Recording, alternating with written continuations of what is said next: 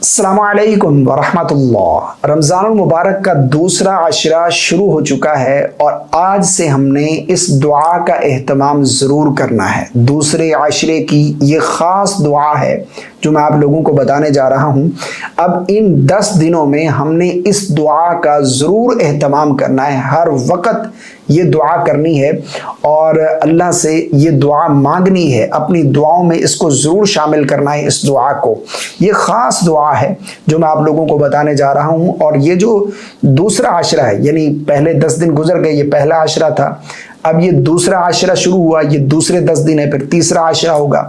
یہ پہلا عشرہ جس طرح کی حدیث میں آتا ہے کہ رحمت، درمیانی عشرہ مغفرت، اور آخری حصہ جو ہے وہ جہنم سے نجات کا ہے، جہنم سے آزادی کا ہے۔ تو یہ درمیانی جو چل رہا ہے نا عشرہ، یہ عشرہ مغفرت ہے، تو ہم نے یہ دعا ضرور کرنی ہے۔ وہ کون سی دعا ہے؟ آپ کو اسکرین پر نظر آ رہی ہوگی۔ استغفر اللہ ربی من کل ذنب واتوب الیہ۔ یہ دعا ہم نے کم از کم صبح و شام 100 مرتبہ اللہ سے ضرور کرنی ہے، ٹھیک ہے نا؟ استغفار کی کثرت کرنی ہے، کیونکہ یہ مغفرت کا عشرہ ہے، تو ہمیں اللہ سے اپنی مغفرت طلب کرنی ہے۔ حدیث پاک کا مفہوم ہے، نبی کریم صلی اللہ علیہ وسلم منبر پر تشریف لے گئے تو آپ نے ہر سیڑھی پر قدم رکھتے ہوئے آمین کہا، تو صحابہ نے کہا یا رسول اللہ صلی اللہ علیہ وسلم آپ نے ایسا کیوں کیا؟ تو آقا کریم علیہ السلام نے ارشاد فرمایا کہ آج جبرائیل آئے، میں نے پہلی سیڑھی پر قدم رکھا تو انہوں نے دعا کی، میں نے آمین کہا، پھر دوسری پر، پھر تیسری پر، اسی طرح انہوں نے 3 دعائیں کی اور میں تینوں پر میں نے آمین کہا ہے۔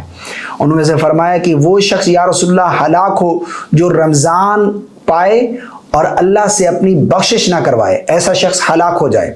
میں نے کہا آمین۔ اب جبرائیل جو ملائکہ کے سردار ہیں وہ دعا کر رہے ہیں اور نبیوں کے سردار امام الانبیاء جو ہے وہ آمین کہہ رہے ہیں۔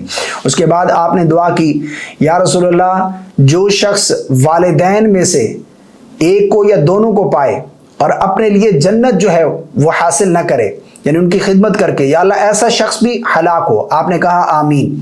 اور اسی طرح جبرائیل نے تیسری دعا کی یا رسول اللہ جس کے سامنے آپ کا نام لیا جائے اور وہ آپ پر درود نہ پڑھے، ایسا شخص بھی ہلاک ہو۔ تو نبی کریم صلی اللہ علیہ وسلم نے اس دعا پر بھی آمین کہا ہے۔ تو رمضان کا مل جانا یہ اللہ کا بہت بڑا فضل و کرم ہے۔